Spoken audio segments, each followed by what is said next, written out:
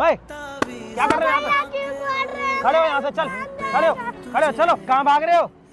इधर रुक जरा बेटा, मैंने देखा तू रोड के किनारे ऐसे बेच रही है, इसलिए मैं तेरे पास आया हूँ। तो भैया हमारा मजबूरी है, इसी मारा बेच रहे, वरना नहीं बेचते। हमारा पापा भी मारा, इसी मारा। अभी सुबह से कितने रुपए कमा लिए? 50 रुपए हो गए, सारे तो तुमने घाटा कर दिए। मैंने घाटा कर दिया? कितने का घाटा कर दिया? 30 रुपए का। 30 रुपए का? क्या उम्र है तेरी? 7 साल की है। ये ले, ये और पकड़ मेरी तरफ से, ठीक है? क्या खाएगी बता? बिरयानी खाएगी? चिकन तो नहीं खाएगी ना? वेज?